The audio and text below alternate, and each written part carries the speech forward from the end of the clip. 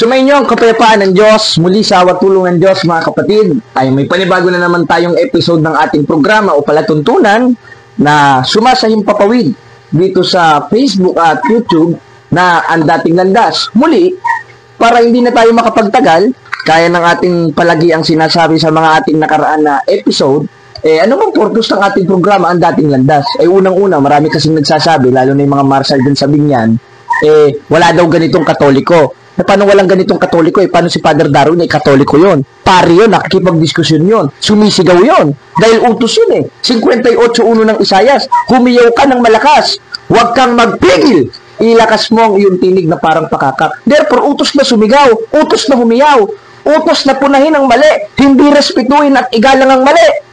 44 ng awit, ganito ang sabi. Mapalad na ginagawang kanyang sanggaan ng Panginoon at hindi iginagalang ang mga sumusunod sa kabulaanan. Therefore, mapapalad pa ng tao yung ginagawang sanggalang ang Panginoon. Sa papaanong paraan? Sa pamagitan ng pagtanggap sa utos niya. At pagsunod sa utos niya na pumuna, sumigaw sa 1:13 ng Tito. At anong manifestasyon nun? Hindi ginagalang ang sumusunod sa kabulaanan. Kaya pag nakita nating mali, pupunahin natin yan. Kahit nasa bus, kotse, barko, eroplano, handa namin punahin yan. Sapagkat yan ang aming tungkulin, makipagbaka. At ang sabi naman ni Pablo, 15:2 ng unang Korinto, sa pamamagitan nito, ligtas kayo kung matyaga ninyong iingatan ng mga salitang ipinangaral ko sa inyo. Ngayon, mga kapatid, ay meron tayong tatalakayin at ibubulgar natin ang maling aral at maling pamamaratang ng isang pastorato ng Baptist na meron silang programa o worship service yata nila o worship service kasi ang gulo na learn how to defend your faith daw na hindi naman sinusunod ng mga miyembro niya pag nangangaral. Kaya nga sinasabi ko sa mga miyembro niya, mas mabuting itong pastor humarap sa akin ng diskusyon kahit dun mismo sa loob ng kapilya nila basta't wala lang kasuhan ng trespassing Ngayon, pakinggan natin ang isa sa pinaparatang ng pastorato na ito o ng bulaang propeta na ito tungkol sa founder daw o nagtatag ng simbahang Katoliko. Kasi ang pinaparatang niya si Constantine. Panoodin natin mga kapatid. O itong si Constantine the Great ay nagsikap na magkaroon ng Universal Church. No? Itatag niya yung relihiyon ng pangmundo. Kaya tinatawag po yung Catholic. Catholic po ay ibig sabihin ay universal. Okay? Roman Catholic Church. Yan, at ating napanood, hindi ko kasi kilala itong pastor na ito, bagamat yung mga miyembro niya, kilala natin sapagkat sila yung mga nakakasagupa natin dyan sa plaza na hindi naman pala marunong sumagot sa tanong na ang alam lang na talata, 2:8 verse 9 of Ephesians, saka John 3:16, ligtas ka na, alib ka na sa church nila. At pagpunta ka sa church nila, katakot-takot na atake sa Katolisismo at sa aral Katoliko na siyang itinatag at itinuro ni Kristo, ang itinuturo nila dun sa kapilya nila. Awat tulong ng Diyos, ichinek ni kapatid na Noel ito sa Facebook. Abay, nakita ko. Kasi mga chismoso, mga miyembro na ito, nag-i-stock sa mga mayday ni Bro Noel Lalo na yung mga babae at yung mga pastor-pastorato No? Kaya nakita natin sa Facebook. Aba, kung hindi ko ba nakita, abay, tutuloy-tuloy pa ito sa pag-atake sa Katolisismo Ngayon, ang sinabi niya, itinayo daw ni Constantino yung simbahan sa Roma. Na tinatawag daw na Catholic means universal. At yun daw ang Roman Catholic Church. Ngayon, hindi ko na na-record, yung una niyang sinabi, mahirap daw kung sa church history pupuntahan. Kasi kung sa church history pupunta, talagang bobokya itong pastor na ito Ngayon, ayon sa kasaysayan at ayon sa historia, totoo bang si Constantino ang nagtatag ng Iglesia Katolika? Pakinggan natin mga kapatid sa The New Book of Knowledge Encyclopedia dahil hindi nang laman dapat Biblia ang batayan natin, gaya ng mga apostol lang, dahil lang sabi sa 5:20 ng o 5:9 ng unang 1, kung tinatanggap natin ang patotoo ng tao, mas lalong dakila ang patotoo ng Diyos. At isa sa manifestasyon ng patotoo ng Diyos in Old Testament, yung nasa 8:8 ng Job, na read the book of history and see. Ngayon, ayon sa kasaysayan, kasi sinasabi niya si Constantine tignan nga natin, Pastor, kung si Constantine ba talaga yung founder ng Iglesia Katolika na isinearch mo sa ChatGPT.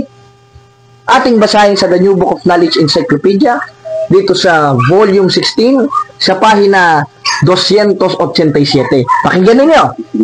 The history of the Roman Catholic Church began in Upper Room in Jerusalem. Hindi naman pala nag-umpisa sa Roma. na sinasabi niya, ipinalaganap at itinayo daw ni Constantine sa Roma. Engot. Bakit? Dahil wala pa si Constantine na itayo na ang simbahang Katolika 2,000 years ago. Dahil si Kristo ang nagtatag nito. 16:18 ng Mateo.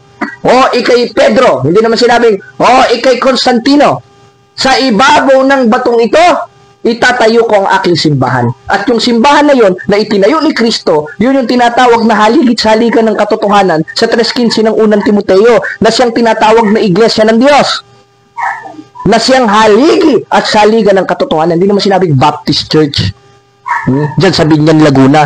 Wala naman yun eh. Wala naman sa Biblia yun eh. Itinatag lang ng tao yun. Negosyo yan eh. Kaya ang lakas kumuha ng mga ikapunga siguro niyang pastor na yan eh. At hindi na ako magtataka yung mga miyembro niya, yung mga alipores niya, pati itong mga babae na ito, na ipinangangarat at sinusoga nila. Samantalang yung pastor ay nagpapakasarap dun sa simbahang di aircon. Yun ang ipinasosoga nila sa labas. Kaya sila ngayon ang nagiging alanganin sa amin. Kaya nagpapaawa sa Marshall sa Binyan. Oh, nagkakagulo na tuloy. Dahil sa inyo. Anong dahil sa inyo? Dahil sa inyo yun. Dahil ayaw nyo tugilan ng mga kapatid namin sa pananampalatayang Katoliko. Ngayon, kung yung iglesia ng Diyos na itinayo ni Kristo noong 1st century sa 16:18 ng Mateo, sa pamamagitan ni Pedro na siyang bato, dahil ang sabi dito sa paliwanag ng mga Bible scholars, o sa isang translation ng Biblia, ganito ang ating mababasa. O tinan mo, pastor, matututo ka dito. May maituturo ka patuloy sa mga miyembro mo. Todo pakinig ka sa akin ngayon, ha? O pati ito mga miyembro niya, mga alipores niya. O makinig kayo. Matututo kayo dito ng disiplina. O, basahin natin.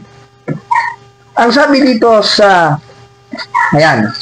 Ba't nagkagulo-gulo kasi ito? Ayan, dito sa... This is 18 ng Aramaic English New Testament. I say also to you that you are Kepha.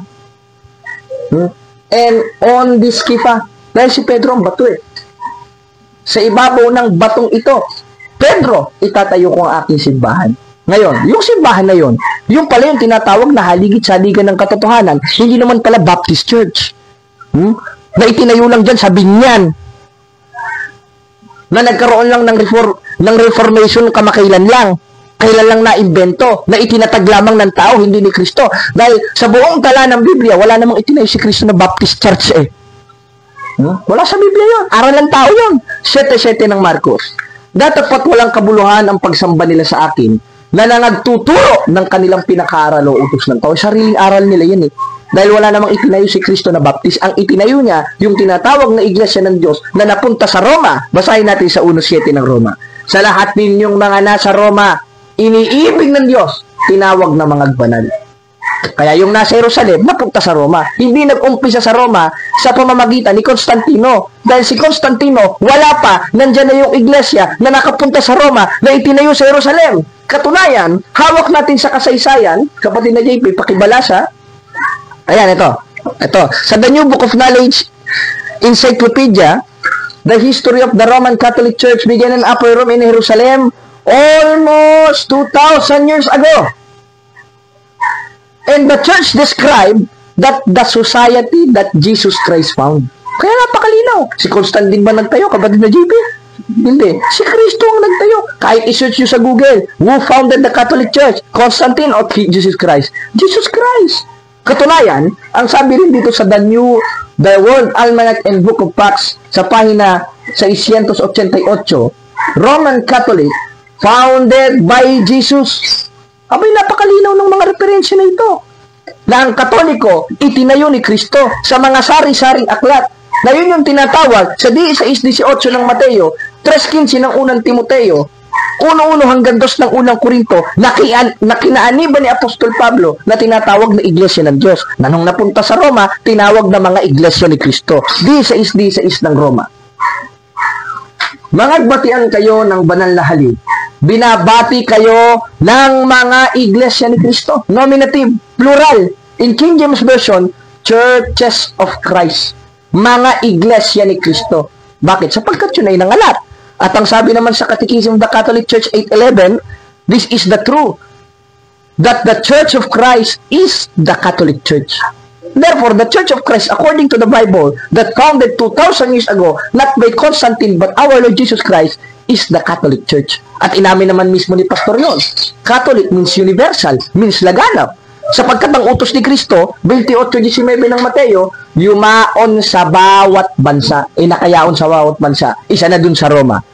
Kaya nagsulat si Pablo sa Roma na tinatawag na mga iglesia ni Kristo. At ayon naman sa final na katuruan ng mga apostoles, sa 9:31 ng Gawa, sa Greek, o baka hindi mo alam magbasa ng Greek, Pastor, tuturuan kita, ang nakalagay sa Greek interlineal ay Ecclesian Katholes. Means universal. Tama ka doon. O doon, sangayon ako doon. Nang ibig sabihin ng Catholic, universal. Natinignan naman natin sa Greek interlineal sa 9:31 ng Gawa, nangangahulang Catholic. Therefore, yung iglesyang laganap na itinayo ni Kristo noong 1st century, na ayon sa kasaysayan, yun ang Catholic Church, tinatawag na Ecclesian Katholes. Means universal, means Catholic Church. Kaya ang mababasa natin sa Sagrada Biblia, mga kapatid, ganito ang ating mababasa, Las Iglesias Católicas Apostolica Romana. Ngayon, ba't Latin ang binasa mo? Samantalang ang Biblia originated, translated in Greek, lalo na sa New Testament. Kasi, yung Latin na ito, o sa La Sagrada Biblia na Spanish, hinango ito sa mga original na translation sa 9:31 ng Gawa, original sa Grego, na Ecclesian Katholes, means universal, means Catholic Church.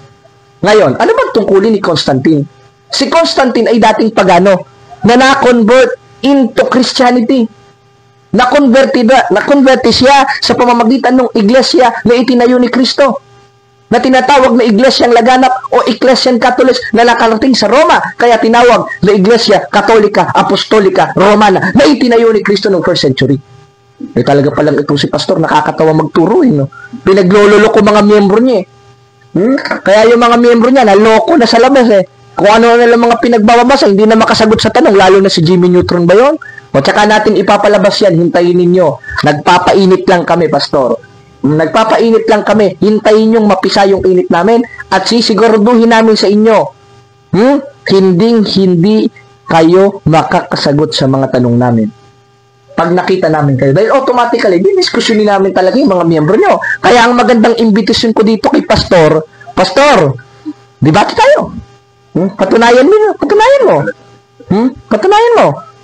na si Constantine ang founder ng Catholic Church according to references and according to Bible. Patutunayan ko si Kristo ang nagtayo nito, hindi si Constantino, ayon sa Biblia at ayon sa referensya. Kabubukan mo yan kasalbahihan mo yan hindi mo pagtatapat sa kapwa yan pangloloko mo yan. Bakit?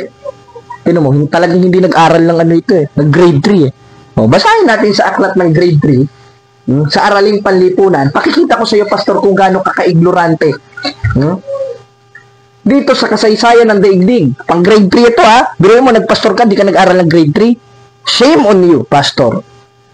Basahin natin dito sa 179, nakalagay, nagsimula ang katawagang simbahang Katoliko upang tukuyin ang simbahang Kristiyano. Hindi naman sinabing simbahang pagano na itinayo ni Constantino. Tanong, nasaan si Kristo?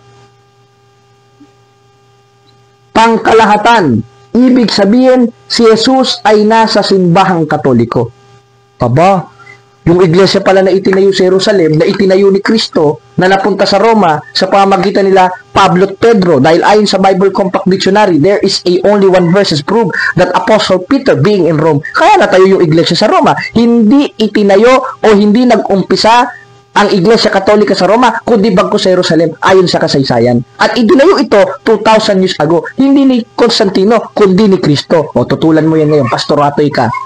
Panloloko sa kapwa mo yan, ngayon, may natutunan ka, pasalamat ka, napanood mo ito. Pati yung mga miyembro ng mga Baptist na yan, na nanonood ngayon. Baka pwede naman paunlakan niyo yung pastor ninyo ng isang maginoong diskusyon. Pangloloko sa kapwa yan. Total, malapit ako sa Binyan, nasa Binyan ito, sige, willing ako. Kahit sa tapat ng kapilya nyo, magdiskusyon tayo, Pastor. Kakasaka? O hanggang bunganga ka lang talaga? Na maski si Apostol Juan kinokontra mo. 3:18 ng unang 1. Bumunti kong mga anak, huwag tayong magsiibig ng salita ni nandi laman, kundi ng gawat katotohanan. Lalaban ka diskusyon? Sundin mo ito. 3:18 ng unang 1. Ngayon, para hindi na tayo magtagal, isa pa sa ibinabato niya at pinag-aralan nilang panloloko dun sa worship service nila, kasi puro atake sa Iglesia Katolika yung sign of the cross. Wala daw sa Biblia sign of the cross. O panoodin natin ang pinagsasabi ng pastor na ito. Okay? Ipanalangin na sila ay mahango sa purgatorio. Later, yung purgatorio nga ay gagawin na lang doktrina. Tapos noong AD 300 din po, doon din po nagsimula yung sign of the cross. 300 AD. So nagsimula, tinuro nila na ikaw ay mag-sign of the cross. Sapagkat pag nag-sign ka daw ng cross, iyan ay sign of Christianity. At ang mga demonyo daw po ay lumalayo pag nag-sign ka ng cross. Lumalayo ang demonyo. Pero ang tataka ko, pag sila ay napatapas sa simbahan nila, nag-sign of the cross, para may mga demonyo doon, kaya nag-sign of the cross sila. Sapagkat yun daw ang panlaban sa demonyo. Bakit pagtapas sa simbahan, ang nag-sign of the cross, baka may demonyo doon sa simbahan? Okay? Yan, at ating napakinggan mga kapatid, mga kababayan, si Pastor, at pagpasensyahan nyo na kung medyo nawala yung lakas ng ating mic sapagkat nalobat. Ngayon, ang sabi ni Pastor, wala daw sign of the cross sa Biblia. Imbento daw, imbento. Hindi ibig sabihin pala mga apostoles nag-imbento.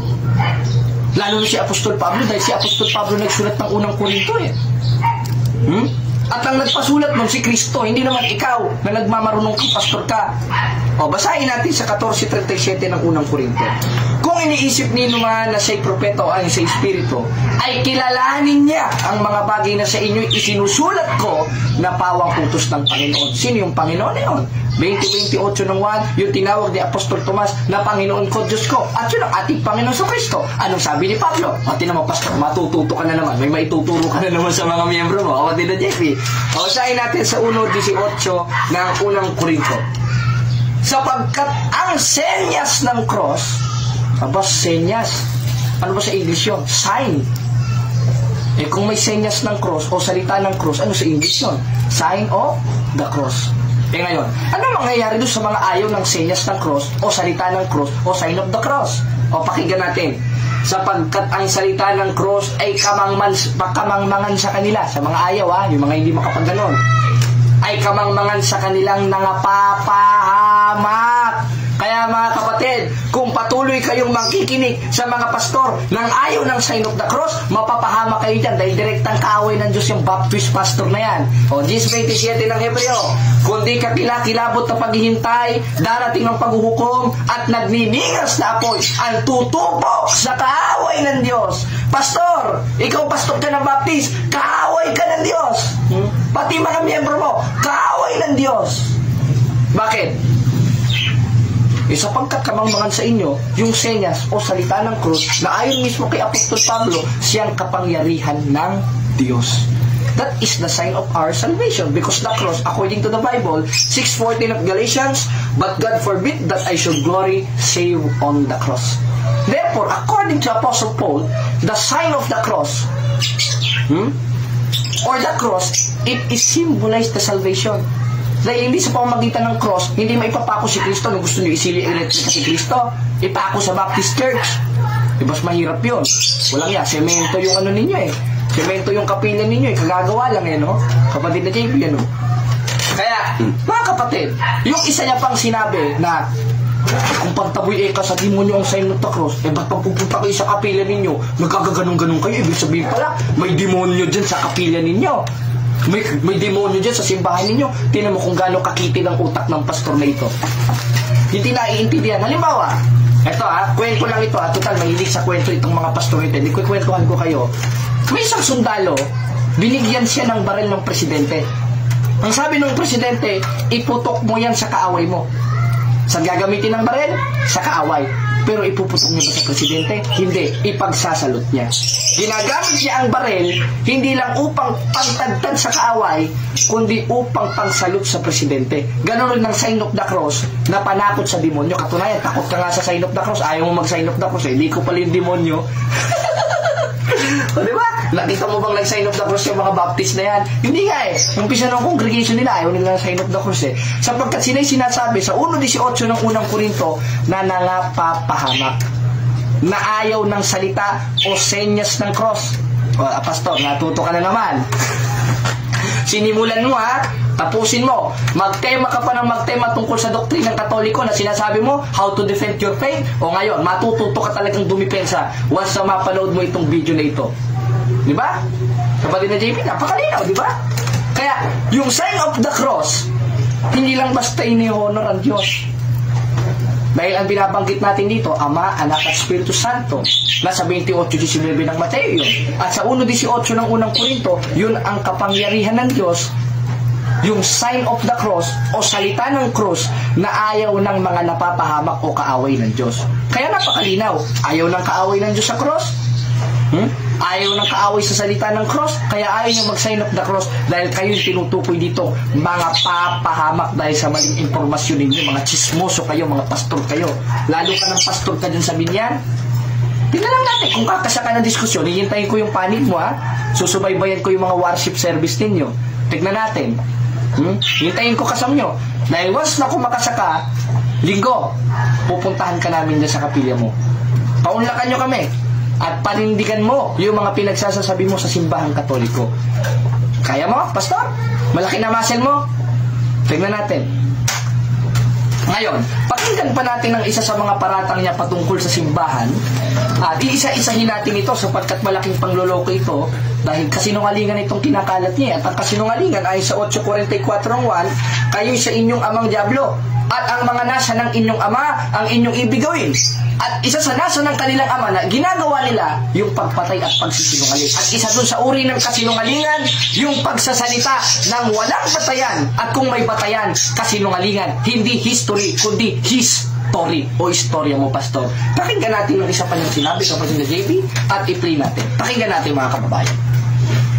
75, yung veneration of angels ay kanilang tinuro. At veneration sa mga namatay na mga santo. Okay? At kasabay din dito yung paggawa ng mga images, mga ributo. Yan po ay during AD 375, inundursin nila ang pagsamba sa mga anghel. Na kita natin na kasalanan po yan. Sinaway ng Panginoon noon ng anghel si Pedro nang siya ay sumamba sa anghel. Sinaway din ng anghel si Juan nung mag-attempt na sambahin niya yung anghel na nagsasabi sa kanya ng revelation ng Panginoon. So nagpatiruhod siya sa harapan ng anghel upang sambahin. Sabi ng anghel, mag-ingat nga na gawin mo yan. Ako'y servant lamang ng Panginoon, sumamba ka sa Diyos. Okay? So yan po yung parang simple, parang banal na siyempre, anghel ay sa langit. Yan, napakinggan natin at hindi natin nasagot kanina yung ukol sa purgatorio kasi inventong aral lang daw rin ng purgatorio kung di ka ba naman egot talaga. Kasi yung purgatorio, that is originated, translated in Spanish. Ang problema sa pastor na ito, naghahanap ng purgatorio sa Tagalog na Biblia at sa English na Biblia. Para ka naghahanap ng Chinese sa Bisaya at naghahanap ka ng Ilonggo sa Kastila. Napaka-imposible talaga. Mahanap mo yung purgatorio sa Tagalog na Biblia at sa English na Biblia or purgatory. Ngayon, tignan natin sa Spanish kung saan originated ang salitang purgatorio. Wala ba tayong mababasa? Basahin natin dito sa 3:19 ng unang Pedro sa La Sagrada Biblia. O pastor, meron ka na namang natutunan ha? Ikaw ha? Anong sabi? A los tales predico mucho tiempo el Espíritu de Cristo por boca Genoe, que doro la pavraciación del arca, el Padre se entiende por espíritu las almas y por cárcel il purgatorio. At ito'y pinuntahan ni Kristo nung nangaral siya sa kailaliman ng lupa. Ang tawag sa Spanish, purgatorio. Ano yung binasa natin? La Sagrada Biblia. Kaya, kung la Sagrada Biblia, Biblia ba o hindi? Biblia. Ngayong Biblia, nabasa ba natin sa Biblia purgatorio? Malino. Sinong nagsulat ng unang Pedro? Si Apostol Pedro. Sinong nagpasulat kay Pedro? Si Kristo. Dahil si Kristo nang may autorisasyon na magpasulat sa mga apostoles ng mga sinasabi niya at ng doktrinang itinuturo niya at isa doon ang purgatorio. Kaya pastor, pasalamat ka sa akin ha. May natutunan ka na naman. Baka mamaya may purgatorio na sa relihiyon ninyo. Ngayon, ang sabi niya, inventong aral daw yung veneration. Nako, namalipas siya. Dahil para sa kanya, ang veneration, pagsamba. Ang veneration, hindi pagsamba. Hindi yun latria. Hindi yun pagsamba, kundi pagrespeto. Tanong, mga kababayan, biblical ba ang pagrespeto sa mga anghel o sa mga banal? Old Testament pa lang tinuturo yan. Kala ko pa naman nag-aral ka ng theology. O basahin natin dito sa 2:46-47 ng Daniel. Ayan. At ang haring Nabucodonosor ay nagpatira pa, lumuhod, at nirespeto si Daniel. Para saan? Para kilalanin na ang kanyang Diyos ay Diyos ng mga Diyos at Hari ng mga hari. Yun naman pala ang veneration, is to respect to the saint. Respetuhin ng mga banal. Dahil wala namang official doctrine ng Catholic Church na sambahin ng mga anghel. Tinan mo, pastor, naloko na.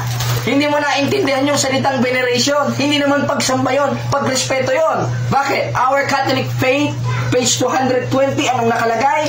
We do not worship the saint. We only honor them as the special friends and servants of God. We adore God alone. Pag sinabing adore God, sinasamba lang namin ang Diyos. Dahil ang sabi sa Catechism of the Catholic Church, sana naman nag-search ka ng Catechism of the Catholic Church, pastor, wala ka na, ibibili kita. Anong nakalagay? We worship only a one God in three person. Father, Son, and of the Holy Spirit. Dahil wala namang kaming aral na sumamba sa mga santos, sumamba sa mga anghel, bine-venerate lamang namin sila, at ang kahulugan nun ay pagrespeto na mababasa natin sa 2:46-47 ng Daniel. At tama naman yung binasa mo, si Apostol Pedro nagpatira pa sa anghel kasi sinamba niya kaya sinaway siya. Wala namang kaming aral na sumamba sa anghel. Tinan mo, chismoso ka talaga. Doon rin sa Apokalipsis 22:8-9. Nasa San Juan, nakakita ng anghel na sinasabi sa kanya yung revelasyon ng Diyos na ayon mismo sa iyo, nagpatira pa si Apostol Juan. Tama naman yun, wala namang magtutol dun Dahil yung pagpapatira pang klase na ginawa ni Apostol Juan ay pagsamba. Dahil dalawa ang pagluhod o meaning o konteksto ng pagluhod o pagpapatira pa sa Biblia. Isang pagsamba at isang hindi pagsamba kundi pagrespeto. At yun yung veneration sa 2:46-47 ng Daniel na nirespeto ni Haring Nabucodonosor si Daniel na ipinatuloy ni Kristo sa bagong tipan. 5:17 ng Mateo, sapagkat ako'y naparito hindi upang sirain ang kautusan kundi upang ganapin. O ngayon, sabit ka ngayon, pastor, ano? O ngayon, mga kapatid, para hindi na tayo magtagal, panoodin pa natin ang isa niya pang paratang tungkol sa aral ng simbahan para hindi na tayo magtagal pa. Panoodin natin. Ang Katoliko para i-exalt si Mary. Biro mo, Mother of God, manginginig ka talaga sa harapan ni Maria kasi sapagkat ang titulo niya ay Mother of God. Now, there is no such thing as Mother of God. No, sapagkat walang nanay ang Diyos. Ang Diyos ang simula ng lahat In fact, ang Diyos ang gumawa kay Mary. Walang nanay ang Diyos. Ngayon, binanggit niya yung Mother of God. Wala daw ina ang Diyos. Hindi daw pwede magkaina ang Diyos ayon sa Biblia. Sino ina ni Kristo? Ikaw? Ilalabas ng bakla ka. At yung pagiging bakla, pastor, kahit wag mo nang aminin, sa 6:9 ng unang Korinto. Hindi nyo ba alam na ang mga liko ay walang bahagi sa karya ng Diyos? Huwag kayong padaya ni ang mga nakikiapid, mananamba sa Diyos-Diyosan, nangangalo niya, ni ang mga nagsasababae. Sa isang translation, mga bakla. Nako, pastor, parang gusto mo yata ikaw ang maging ina ni Jesus. Ayaw mo si Mama Mary, parang nakakapagtaka kapatid na JP, talagang ang weird. Sabi niya, weird daw ang doktrina natin. Hindi ka kasi marunong magbasa ng Biblia, Kasi sinasabi mo weird. Ngayon, wala bang ina ang Diyos ayon sa Biblia? 4:4 ng Galacia, sapagkat isinugo ng Ama ang kanyang anak na ipanganganak ng isang babae. Ngayon, yung anak pala ng Diyos na nung pinapaupo pa sa kanan ng Ama, si Kristo, 1:8 ng Hebreo, ngunit tungkol sa anak ay sinasabi, ang iyong luklukan o Diyos ay magpakailanman, di Diyos. Ngayon, kung yung pinaupo sa kanan ng Ama na si Yesu Kristo ay Diyos at umirang ng walang pasimula, 1:1 ng Juan, at nasa pasimula nung wala pang tao, sa papaanong paraan niya isinugo? Ipanganganak ng isang babae. Therefore, yung ipanganganak ng isang babae, Diyos. Katunayan, nasa Old Testament na hula, 9:6 ng Isaias, sapagkat sa ating ipanganganak ang isang bata. Ipanganganak at ang kanyang pangalan tatawagin Makapangyarihan Diyos. Therefore, yung ipanganganak, Makapangyarihan Diyos. Sinong manganganak? Ikaw. Lalabas niyan, bayot ka. Sino nanganak? Si Maria. Sa pamamagitan ng ano? 15 ng Hebreo, sa pamamagitan ng haing katawan o yung katawang tao na ginamit ni Kristo para makababa siya dito sa lupa. 1:14 ng 1 ng katawang taong berbo. Sa papaanong paraan? 15 ng Hebreo, sa pamamagitan ng haing katawan. At sa pamamagitan ng haing katawan, naging tao si Kristo. At nung automatically naging tao si Kristo sa sinapupunan ni Maria, nandun na yung pagka-Diyos na walang pasimula. 2:9 ng Kolosas, ganito ang sabi ni Pablo, sapagkat sa kanya nananahan ng likas na kalagayan ng pagka-Diyos nang siya'y maging tao. Kailan ba naging tao si Kristo? Nung pumasok sa sanlibutan sa pamamagitan ng haing katawan na nasa sinapupunan ni Maria sa 15 ng Hebreo. Kaya kung automatically si Kristo ay naging tao sa pamamagitan ng haing katawan na nasa sinapupunan ni Maria, at nung naging tao siya sa pamamagitan ng haing katawan na nasa sinapupunan ni Maria, nandun na yung pagka-Diyos niya, sabay ipinanganak ni Maria yon. Kaya ang sabi ni Santa Elizabeth, wala ka doon na chismoso ka eh. Sa 1:43 ng Lucas, anong nangyari? Nang ina ng aking Panginoon ay pumarito sa akin. Sino ba yung Panginoon na yon na ipinanganak ni Santa Maria? 20:28 ng 1, ang sabi ni Apostol Tomas nung nakita niya, Panginoon ko, Diyos ko. Ngayon, kung yung Panginoon na yon na sinasabi ni Santa Elizabeth na nasa loob ng sinapupunan ni Maria ay tinawag ni Apostol Tomas na Diyos, at pumasok yung pagka-Diyos ni Kristo nung naging tao siya sa pamamagitan ng haing katawan ni Santa Maria at ipinanganak kasabay ng katawang tao at Diyos, na hindi naman pwede maghiwalay yun, anong tawag mo sa isang persona na nanganak ng Diyos? Ina ba ng pusa o ina ng Diyos? Ina ng Diyos. Kaya sa Biblia, verbatim, meron tayong mababasa na ina ng Panginoon o ina ng Krios, o sa Hebrew, ina ng Adonai o ina ng Theos o Theotokos. Dahil yung Panginoon na yun ay Diyos, hindi naman pwede maging tao lang. Dahil sabay ipinanganak ni Maria yung katawang tao at pagka-Diyos ni Kristo sa 2:9 ng Kolosas. At yan ang hindi mo naintindihan, Pastor. At hindi pa nanakot yun, biblical yun. Baka ikaw ang nananakot na pag hindi nagbiti ng ikapu, ninanakawan ng Diyos. Bakit meron bang bank account ng Diyos? Baka ikaw ang may bank account, hindi yung Diyos. O kung may bank account man yung Diyos mo, ikaw na lang siguro yun. Diyos mo na lang yun. Huwag mo na kami idamay mga Katoliko na pinagluloko-loko mo sa plaza na nagpapaawa sa mga marshal din sa Binyan. Basahin natin sa 4:8 ng Galacia. Gayon din naman sa panahong yaon, sa hindi ninyo pagkilala sa Diyos, kayo nasa pagkaalipin ng sa katutuboy, hindi mga Diyos. At yun ang Diyos mo. Dahil pananakot ang ginagawa ninyo eh. Pangloloko sa kapwa ginagawa mo eh. Buro mo, tumanda ka na ng ganyan, panloloko pa rin ang ginagawa mo. Chismis. Na hindi naman aral ng Katoliko, pararatang mo, aral ng Katoliko na kami sumasamba sa anghel. At hindi mo pa naunawaan yung salitang veneration. O ngayon, natuto ka na naman. Meron ka na naman itatapik sa kapilya mo. O kaya, pakinggan pa natin ang isa pang atake niya na pumapatungkol rin sa ating doktrina at ating sasagutin ang kanyang mga maling informasyon at patuloy lang ito dahil napakadaming record eh. Kung hindi pa ipapasa sa akin ito ni kapatid na Noel, magpapatuloy pa ito ng magpapatuloy, kaya maganda, remedyohan na agad natin. Panoodin natin mga kapatid. Sa Katoliko, nadagdagan ng mediator. Si Maria ngayon ay mediator na. Ibig sabihin, santo muna pala. Lalapit ka kay San Pablo, tapos lalapit ka sa mas mataas kay San Pablo, yung Mother of God na si Maria, lalapit ka, tapos lalapit ka kay Kristo, saka lalapit ka sa Ama. So maraming palakasan system ito. So habang marami kang tinatawagan, naging malakas ka sa Diyos, sasagutin ng Diyos ang panalangin mo. At ngayon, mga kapatid, napakinggan natin, nilait na naman niya si Maria at mga santos. Si Maria daw ginawang mediator, at yung mga santos daw ginawang mediator, at bawal daw ng Biblia yun. Bakit kayo pwede? Pastor, ipag-pray niyo po kami na sana po umasenso po ang negosyo namin. Pastor, ipag-pray mo kami na sana gumaling ang sakit namin. Hindi ba magiging mediator ka yan? Mamamagitan ka sa Diyos sa pamagitan ng pananalangin mo sa problema ng mga miyembro mo. Ba't kami bawal? Kayo pwede. Ang kapal naman ng pagmumukha nyo, kayo pang tatag ng tao, pwede. Kami tatag ni Kristo, bawal. tinan mo, palpakan na naman kamangmangan yan. 24:9 ng Kawikaan, at ang pag-iisip ng kamangmangan, kasalanan. Kaya yung kamangmangan mo na kasalanan, huwag mo na kaming idamay ng mga Katoliko. Magturo ka ng panloloko sa mga miyembro mo, huwag lang sa amin mga Katoliko. Dahil tandaan mo, ang sabi ni Mike Enriquez, hindi namin kayo tatantanan, hindi kita tatantanan, tandaan mo yan. Ngayon, bawal bang mamagitan ng mga santos at si Maria ayon sa Biblia? Basahin natin sa 2:1 ng unang Timoteo. Kasi ang binabasa lang nila sa 5 eh. Basahin natin. Sapagkat may iisang Diyos at may iisang tagapamagitan sa Diyos, ang taong si Jesucristo. Kaya si Kristo lang daw. Ngayon, ano bang kahulugan sa Biblia ng isa? Meron kasing tinatawag na United One at Universal One. Yung Universal One, tayo, si Kristo at ang Ama. Kaya pinag-isa. Kaya ang sabi sa 2:5 ng unang Timoteo, mayroong iisang tagapamagitan sa Diyos, ayun ang taong si Jesucristo. At hindi porket sinabing isa, isang-isa. Dahil lalabas nun, kinukontra ni Pablo ang sarili niya sa Kapitulo 1. Bago natin basahin yan, basahin natin ang 17:11 ng 1.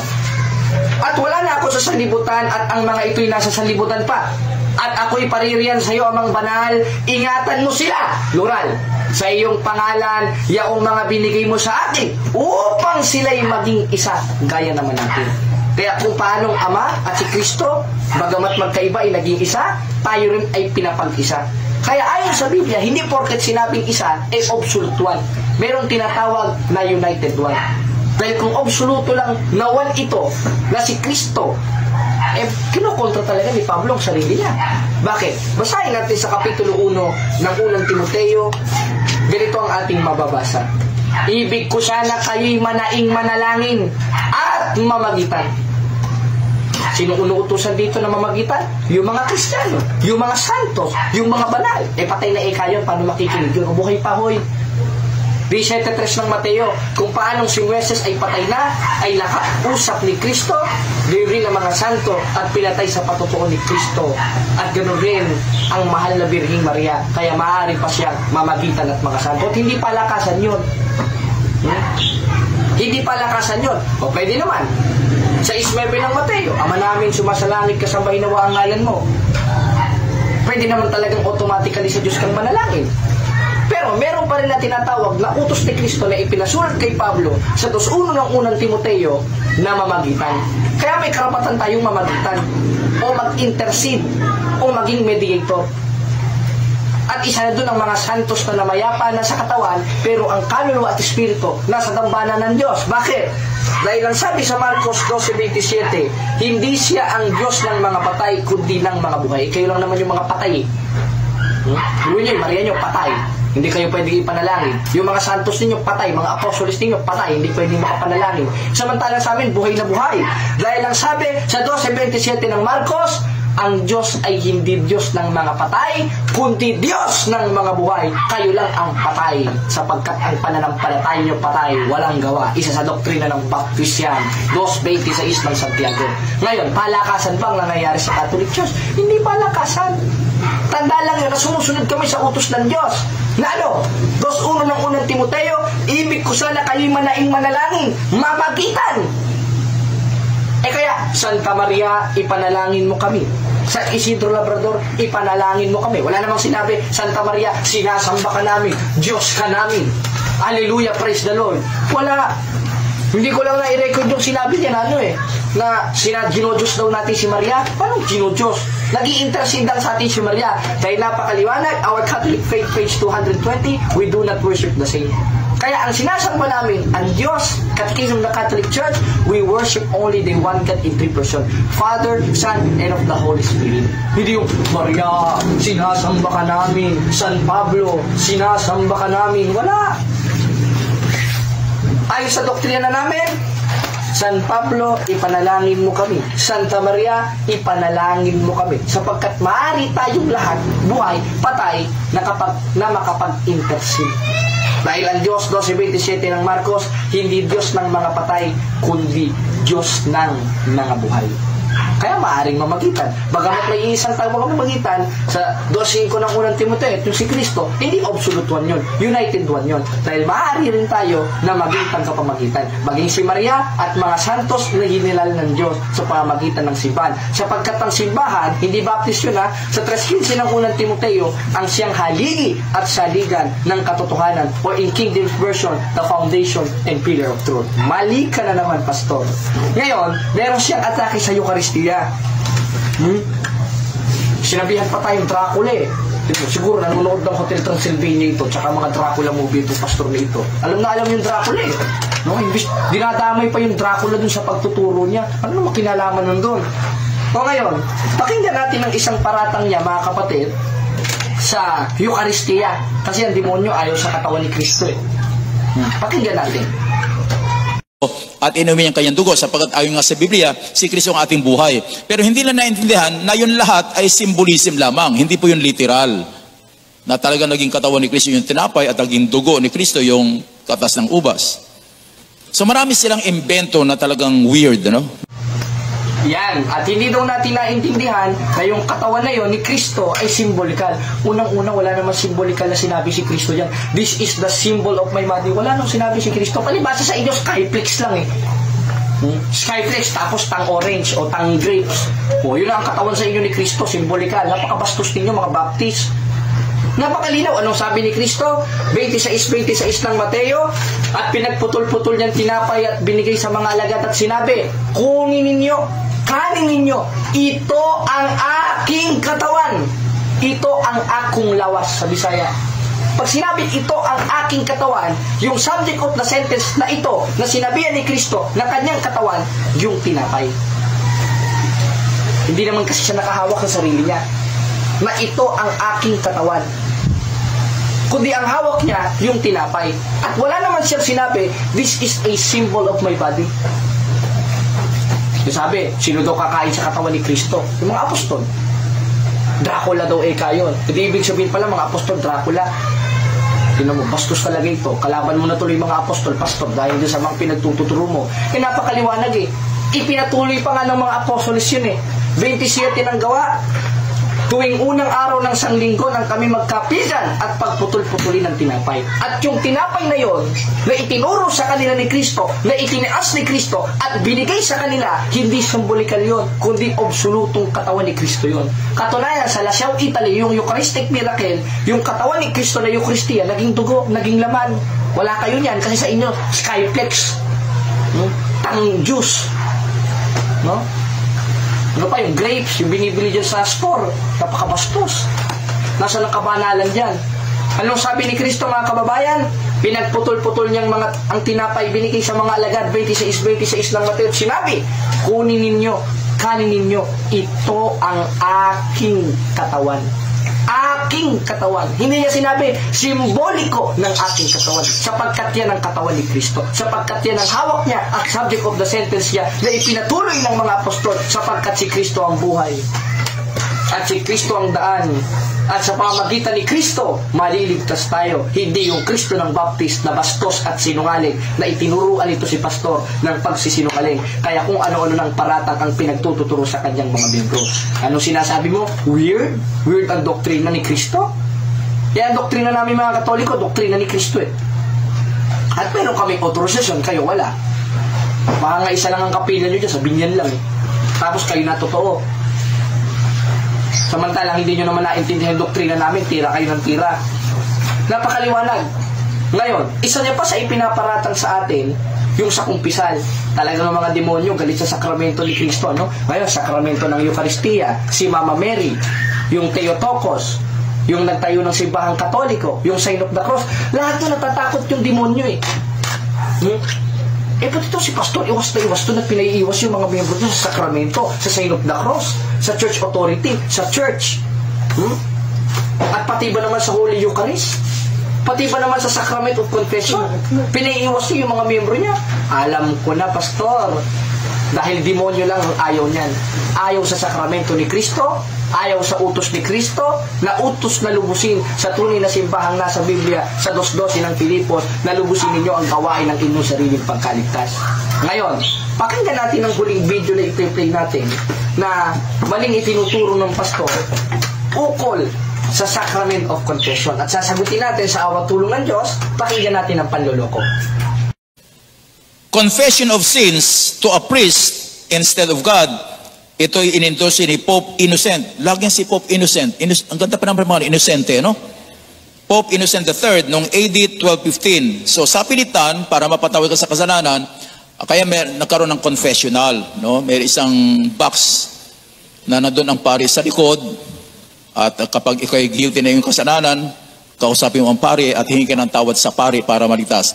Wala ho tayong makita sa Biblia niyan. Yan, at ating napanood, dinamay niya pa si, si Pope Innocent. Innocent daw. Ikaw ang inosente. Pangalan niya yung innocent. Pero ikaw talagang automatic lang inosente. Dahil napakababaw ng doktrina mo eh. Yan lang ba nang na-research mo sa ChatGPT? Sana naman ginaling-galingan mo.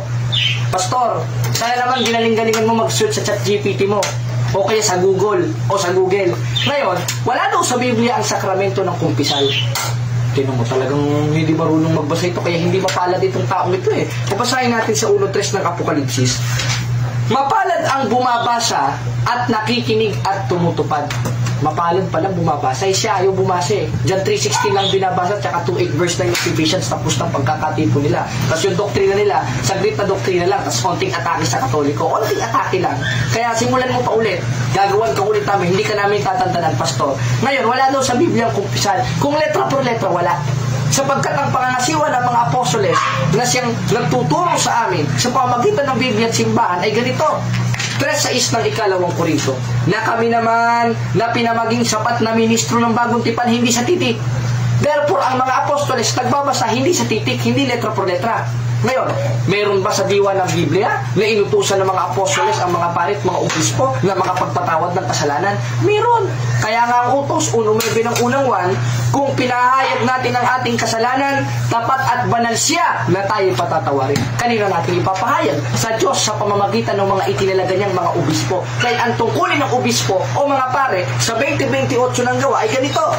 Ingatan ninyong inyong sarili lahat ng kabilang sakawan, na kayo naman na mga ginawang obispo, sa isang translation, pare, upang pakanin ang iglesia ng Diyos. Sa papaanong paraan? 20:23 ng 1. Sino mang inyong patawarin ng mga kasalanan ay ipinatatawad sa kanila. Sino mang hindi ninyo patawarin ng mga kasalanan ay hindi ipinatatawad sa kanila.